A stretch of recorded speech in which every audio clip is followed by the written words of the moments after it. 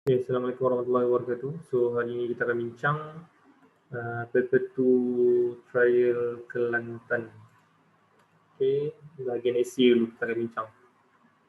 Baik, section B soalan nombor 9. Diagram 9.1 show two spring. So dia ada kaitan dengan tajuk berkaitan dengan spring. So kalau spring, dia kamu akan kait dengan fenomena apa? Bukan fenomena lah, subtopik apa berkaitan dengan spring. Tolong boleh dalam chat konsep apa yang kamu akan sentuh kalau berkaitan dengan spring.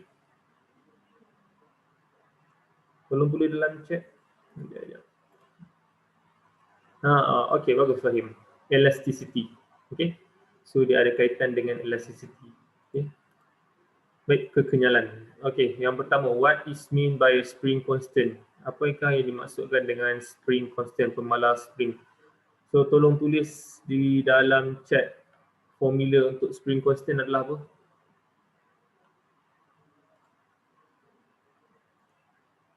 F is equal to Kx. Okay, good.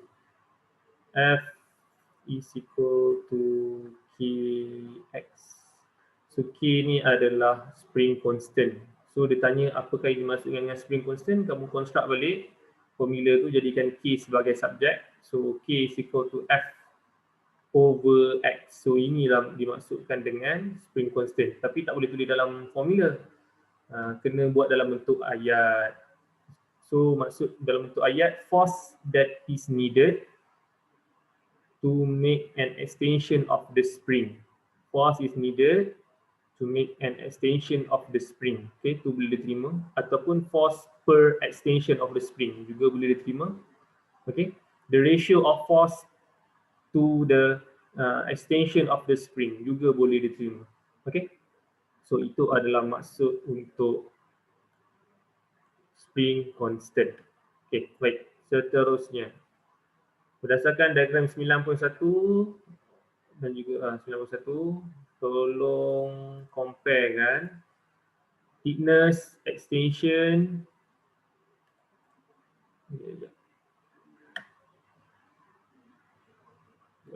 Okay, compare the thickness, the extension of spring and the force extend towards the spring. Okay, thickness dahulu. Kalau kita tengok kat sini, thickness di antara spring A dan juga spring B. Yang ini, B ni 3 markah, so tolong. 3 markah ni patutnya tak ada masalah. Okay, yang pertama berkaitan dengan ketebalan. So A dengan B, mana lebih tebal? Tolong tulis dalam chat. Okay, Nabihah, force needed to extend the spring. Okay, boleh terima Nabihah. Okay, A lebih daripada B. Okay, good. Thickness, spring A lebih daripada spring B. Okay, habis. Baik, seterusnya, extension of the spring antara A dengan B, mana lebih besar? Tolong tulis dalam chat. Extension. Okay, B lebih besar extension dibandingkan dengan A. Okay, good. Baik, dan seterusnya, force exerted towards the spring. Force kedua-dua ni macam mana comparison dia? Tolong tulis dalam chat. Sama. Okay, good. I know. Okay. So force ni adalah 200, ini adalah 200. So sama, same. Dah 3 markah, senang-senang je kamu dapat macam tu. Okay. So soalan comparison ni tolong jangan salah langsung. Pastikan 3 markah dalam tangan. Baik, seterusnya, relate the thickness of the spring with the extension of the spring and make a deduction regarding the relationship between the spring constant and the thickness of the spring. Yang ini 2 markah. Yang pertama, relate thickness dengan extension. So, the higher the thickness, apa jadi kepada extension dia? Tolong tulis dalam chat. Apa relation antara ketebalan dengan pemanjangan spring? Spring meningkat, extension akan jadi apa? Thickness. Okay. Kalau spring dia makin tebal, extension dia makin lower. Okay, good, betul? Okay, itu markah yang pertama. Markah yang kedua adalah relationship di antara spring constant dan juga thickness. Okay, kita pergi kepada spring constant dulu. Kalau spring constant makin bertambah, apa jadi kepada thickness? Tolong tulis dalam chat. Spring constant bertambah, thickness akan jadi apa? Higher. Okay, good. So spring constant increase, thickness also increase. Dah dapat 2 markah. So benda ni relate dengan atas. Kalau atas kamu betul, 2 markah ni dalam tangan. So 5 markah semuanya dalam tangan. So tak ada masalah kat situ lah. Baik, seterusnya kita pergi kepada soalan C. Diagram show force against extension graph. Okey, ada graph dia. Baik, determine which spring has a bigger elastic potential energy and spring constant. Yang mana satu di antara Q dengan P yang mempunyai spring constant yang lebih tinggi? Tolong jawab dalam chat. Di antara Q dengan P, mana spring constant yang lebih? Okey, jawapannya adalah Q. Ni satu markah kan? Okey, satu markah. So, soalan ini jawapannya adalah Q. Okey, spring Q. Macam mana kamu tahu spring Q? Kamu akan tengok dari segi dia punya gradient dia. Sekarang ni cikgu nak tanya, force berlawan dengan X. Gradient daripada graf ini kamu akan dapat apa? Tolong tulis dalam chat. Okey, gradient dia kamu akan dapat K, spring constant Sebab formula spring constant adalah kita buat ni dulu sebelum kita pergi kepada soalan yang seterusnya. Okey sebab formula spring constant adalah K is equal to F over X. So kalau gradient adalah M Y over X. Y axis ni adalah F, Y axis adalah F, okey betul. X axis ni adalah extension, X axis ni adalah extension. So M ni adalah K lah, spring constant. Okey, sekarang ni cikgu nak tanya satu lagi. Sebab dalam soalan dia tanya elastic potential energy. Satu spring constant ni K ni lah. Elastic potential energy, apa formula elastic potential energy? Tolong tulis dalam chat. Formula elastic potential energy. K is, bukan, K itu spring constant. Elastic potential energy kelas. Tak tahu, tulis tak tahu. Jangan buat cikgu menunggu. Half Fx. Ya ke half Fx? Salah tu. Half Kx squared. Ya betul. Elastic potential energy. Energy P elastic potential energy energy potential is equal to half Kx squared. Ni formula dia. Sebab apa formula dia macam ni? K ni spring constant kalau kita derive balik K adalah force bahagi dengan length. Force bahagi dengan length. So cikgu ambil unit je terus N M negative 1. Okay, ni adalah unit untuk K spring constant Baik. Unit bagi X adalah M squared. Kalau cikgu temukan kedua-dua ni, last kali dia punya unit ni adalah apa? Tolong tulis dalam chat. Unit ni, temu dengan ni. Dia akan jadi Nm, ya good. Apa formula energi yang ada kaitan dengan Nm? Newton meter, tolong tulis dalam chat. Formula apa yang ada kaitan dengan Nm? Energy? Work done, bagus. Work done. W is equal to Fs, work done. So work done adalah energy. Dia adalah energy. So benda ni dengan ini sama. Ini boleh jadi unit dia joule, ini boleh jadi unit dia joule. Sebab work done Fs. F ni adalah Newton, S ni adalah meter, Nm. Ni pun Nm, benda yang sama. So sebab apa kalau dalam elasticity kita akan dapat formula dia half Kx squared disebabkan oleh kalau kamu tengok yang ini segitiga. Ni ada segitiga. Sebab apa half? Sebabkan dia cari area under the graph. Area, cikgu lorekkan ni, kamu carikan area under the graph ni, kamu akan dapat energy sebenarnya. Gradient dapat spring constant, area under the graph dapat energy. Sebab apa? Half Kx squared. Okay? Kx maksudnya daripada spring constant ni, kamu akan force ni, spring constant yang gradient ni akan didarabkan dengan X. Dia punya apa dia ni? X axis ni. Okay? So kamu akan dapat dia punya elastic potential energy. Okay? Okay, baik, itu adalah untuk menjawab soalan yang bawah ni ini. Explain your answer in 9C. 3 markah. Okey, yang pertama tadi Naisi, yang pertama ni kita jawab bahawa makin besar spring constant, tentukan nilai spring constant yang mana besar, Q, orang kata Q kan besar. Disebabkan oleh apa Q? Tolong explain kan.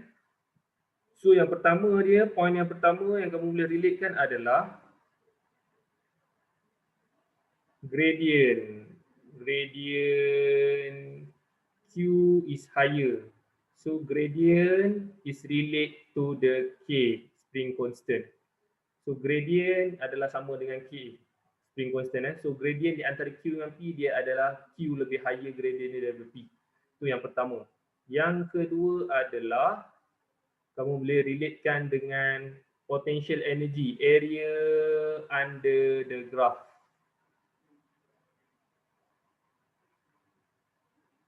Is equal to elastic potential energy.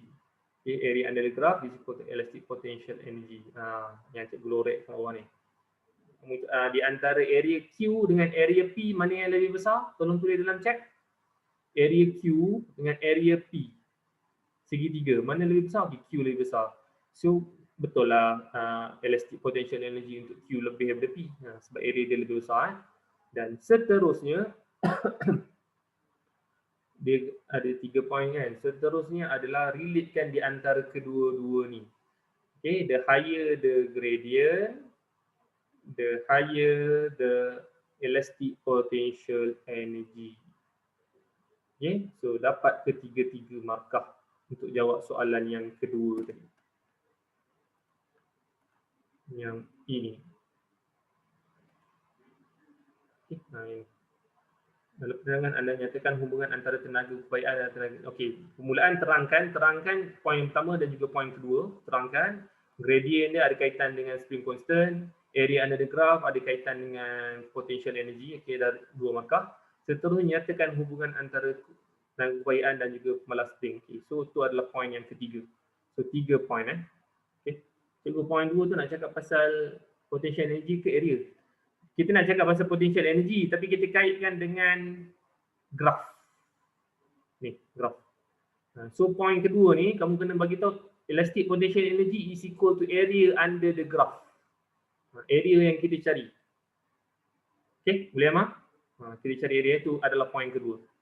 Okay, point ketiga baru kita relatekan antara potential energy dengan gradient. Okey, baik. Seterusnya kita pergi lagi pada okay, soalan yang ke D ni, yang D. Ada pistol, lepas tu ada ball bearing. A toy gun is unable to shoot a far distant target. Suggest a modification. Okay, kamu kena buat modification. So kalau nak jawab modification, kena jawab dalam apa? Tolong tulis dalam chat. Format nak jawab ada, kena jawab dalam table. Okay, good. So kena ada berapa kolom? Berapa kolom kena ada? 2. Satu kolom tulis apa? Satu kolom tulis apa?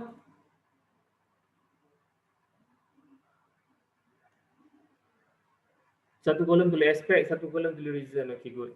Okay, suggest a modification that can be made to the structure of the toy gun to enable the ball bearing to go further. Okay, ball bearing ni kita nak pergi jauh. Pergi jauh lagi and keep the target more accurate dan keep target more accurate lah. So dekat bahagian state and explain the suggestion based on the characteristic of spring. Kamu hanya boleh sentuh karakteristik untuk spring dan juga ball bearing sahaja. Okay, satu lagi and the method to aim. Okay, ada method to aim.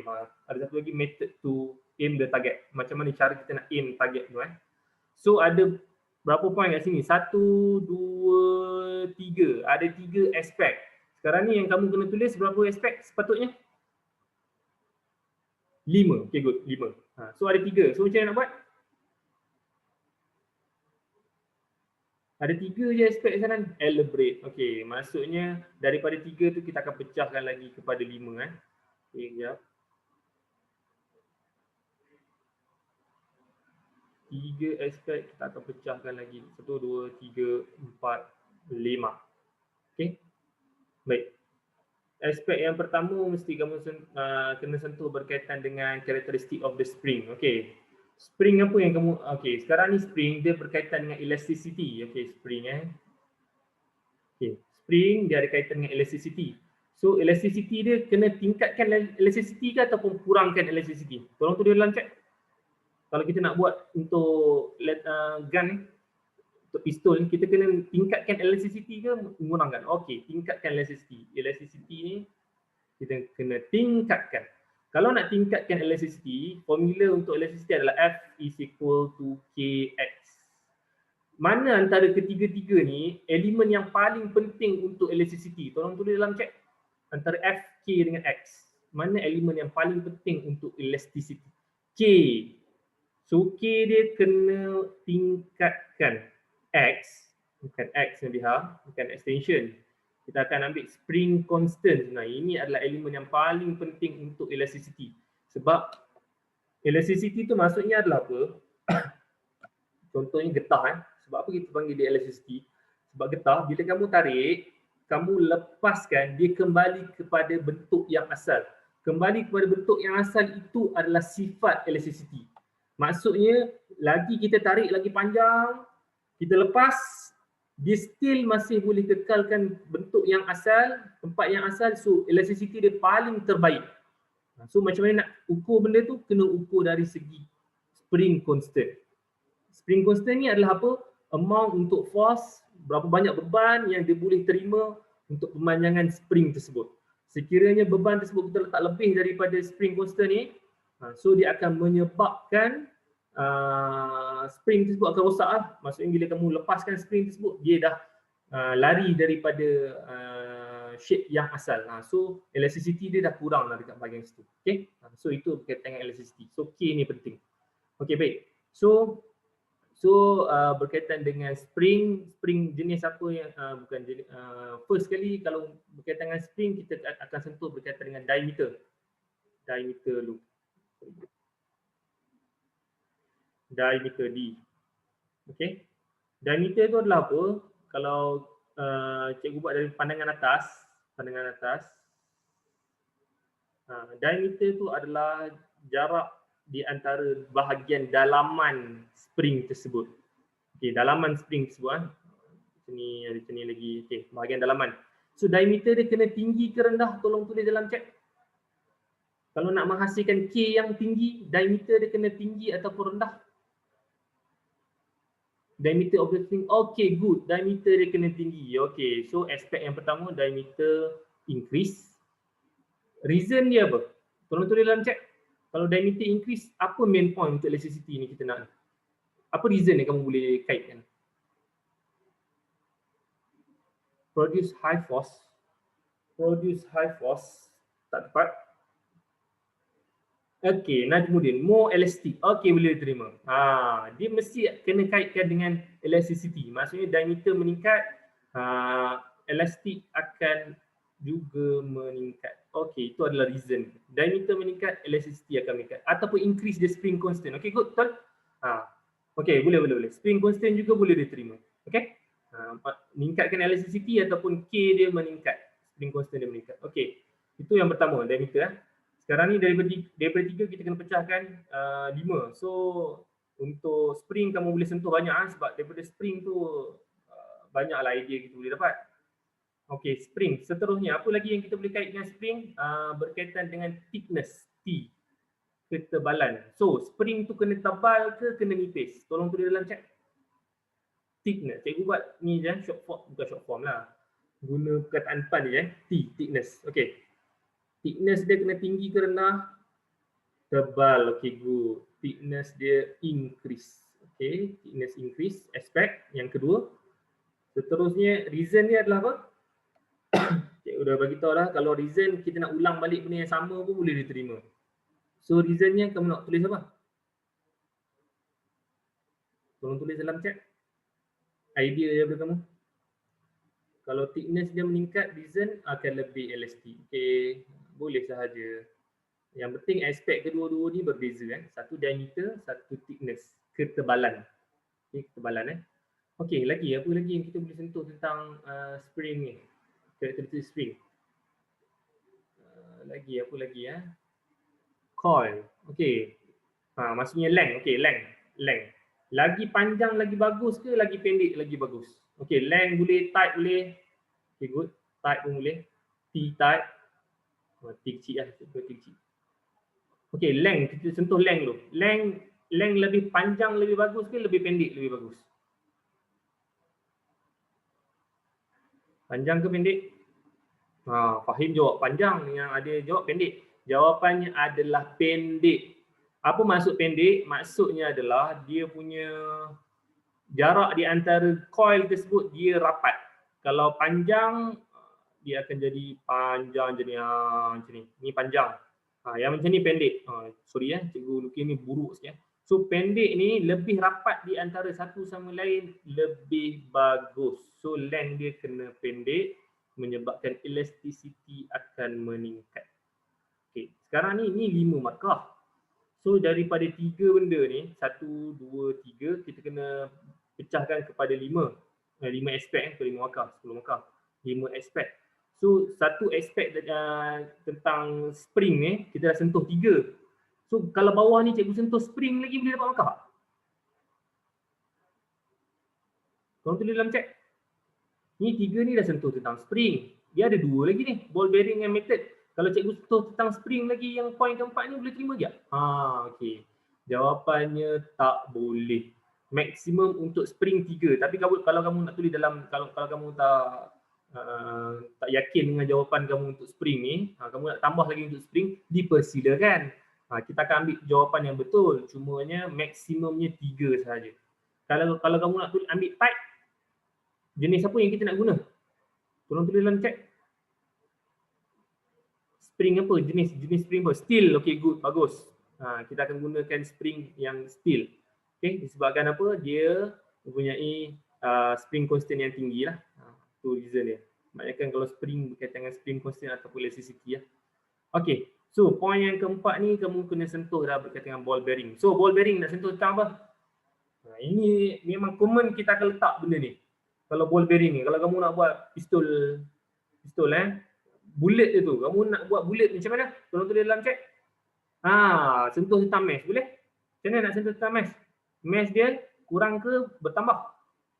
Ringan, okay, good. Mesh dia ringan, berkurang, mesh dia kurang. So kalau mesh dia kurang, dia akan menyebabkan reason. Tulis dalam chat.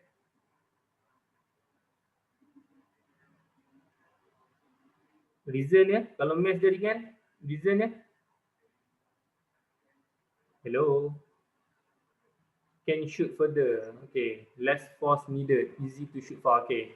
So senang untuk dia pergi lebih jauh, lebih far. Length dia akan jadi lebih panjang. Jarak dia pergi lebih panjang. Okay. Ataupun velocity dia meningkat. Okay. Boleh terima juga sebab dia ringan. Okay. Baik, seterusnya yang method to aim the target. Yang ini yang agak sebab kamu apa dia ni tak pernah, kalau siapa masuk apa dia ni polis boleh lah kot, pernah pegang pistol tak apalah kot. Ni kamu tak pernah pegang pistol, saya tak tahu macam. Nak aim ni macam mana? Agak-agak kamu lah. Kalau aim ni macam mana? Method to aim the target. Kalau kita nak tembak, kita akan tembak macam mana? Aim dia mestilah, cikgu tulis aim dulu. Aim dia kena, saya tak tahu. Tolong tulis dalam chat. Yang aim ni. Aim ni. Pegang dua tangan.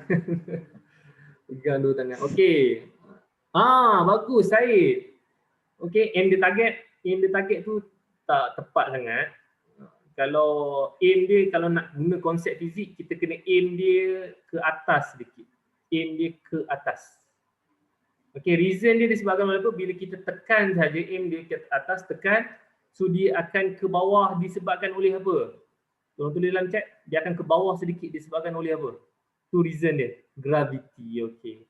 So disebabkan oleh gravity, dia akan ke bawah sedikit. Cikgu tulis short form lah macam ni. Sebab gravity dia akan ke bawah sikit. So aim ni selalunya pelajar tak dapat aku, kamu akan dapat yang 4 markah ni. Yang markah kelima ni mungkin ada certain dapat fikir, ada certain yang tak dapat fikir berkaitan dengan aim. Okay.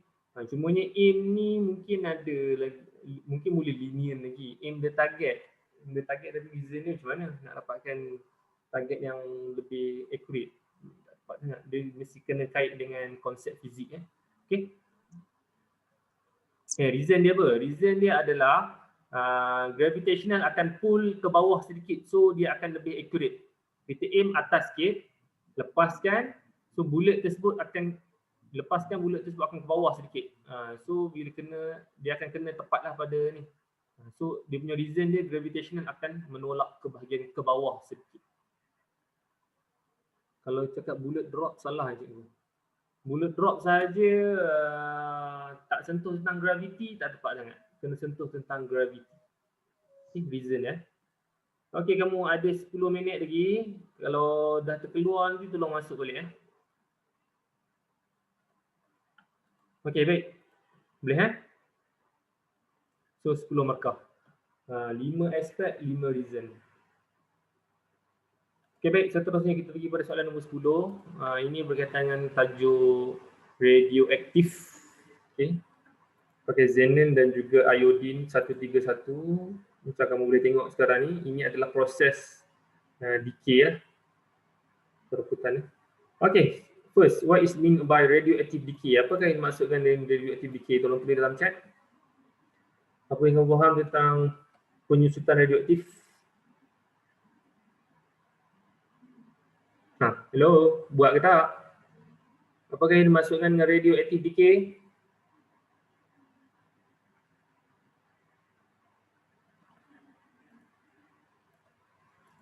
Seorang pun tak buat ni. Tak tahu tulis, tak tahu, jangan buat cikgu menunggu ni. Process of unstable to become stable. Okay, good Najmuddin. Proses di mana nukleus tersebut daripada unstable menjadi stable. So nak jadi stable dia akan decay, reput. Daripada amount yang banyak dia akan hilang setengah. So proses penghilangan tersebut sebenarnya disebabkan oleh dia nak jadi stable. Okay, menjadi stable nucleus. Okay, proses from unstable nucleus to stable nucleus. Okay, itu adalah maksudnya. Baik, seterusnya A2. Berdasarkan gambar, compare the shape, the initial activity, the way activity change, and the time taken for the activity to become half of the original activity. 5 markah. Okay, yang pertama, compare the shape dahulu. Shape dia macam mana graf Shape the graph. Dua-dua shape ni, tolong tulis dalam chat.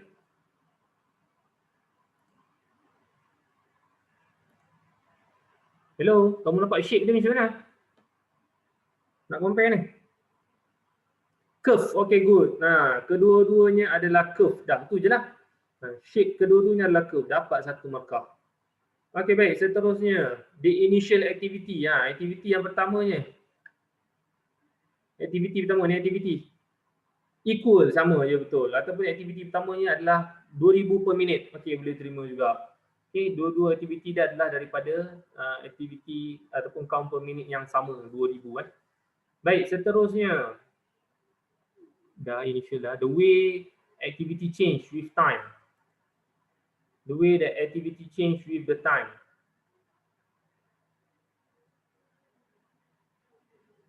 Okay, berapa yang dihilang? Sama juga, ya betul. The way of change of activity in time.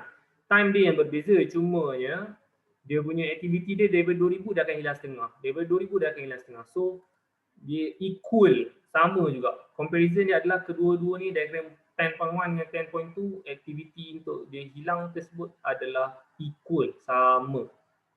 Okay. Seterusnya, the time taken for the activity to become half. Waktu yang diterima untuk dia become jadi setengah. So, di antara kedua-dua ni yang mana satu yang masa yang diambil lebih lama, mana satu yang kurang? Tolong tulis dalam chat. Masa yang diambil 10.1 is less or more than 10.2. 10.2 lebih lama, okay. 10.2 is more than 10.1. 10.2 more than 10.1. Ni 8, ni 10. Okay, good, betul? Okay, dah dapat 4 markah, free macam tu je, dapat 4 markah. Seterusnya, hence the time for the activity to become half of the original. Name the time of the activity to become half. Okay, namanya adalah apa? Proses ini namanya adalah apa? Tulis dalam chat. Half-life. Okay. Okay. Dapat 5 markah free macam tu je. Ya, betul. Half-life.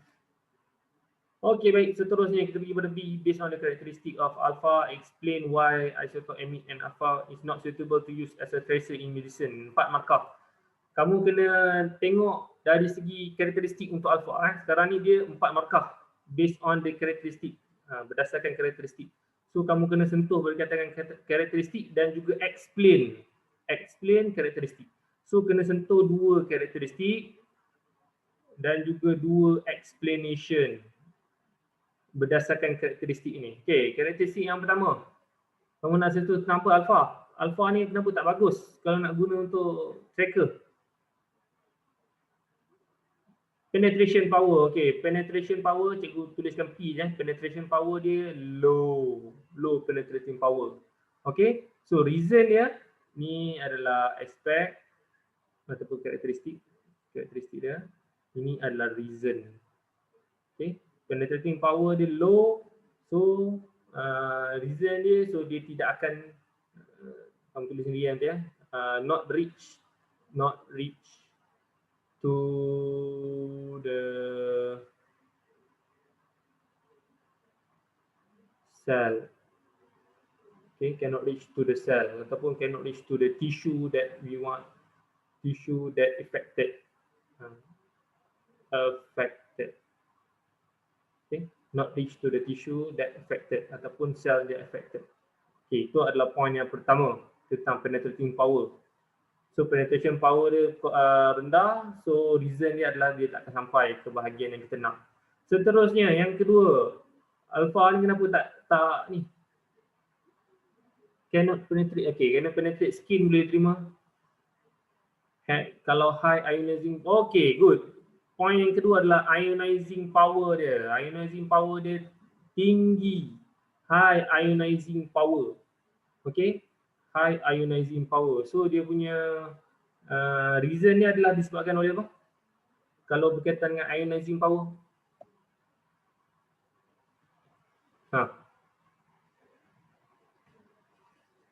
Kenapa ionizing power ni tak bagus untuk berkaitan dengan okay, dia akan destroykan sel, ya betul. Good. So not good for the cell. Sel dia akan makin berkurangan ataupun makin rosak. Okay, sel dia akan makin rosak. Can cause radiation. Okay, boleh terima? Can cause radiation. So radiation daripada isotop tersebut dia akan berkumpul dekat bahagian skin tersebut. So berbahayalah kepada sel tersebut. Okay, so ionizing sebenarnya tak bagus.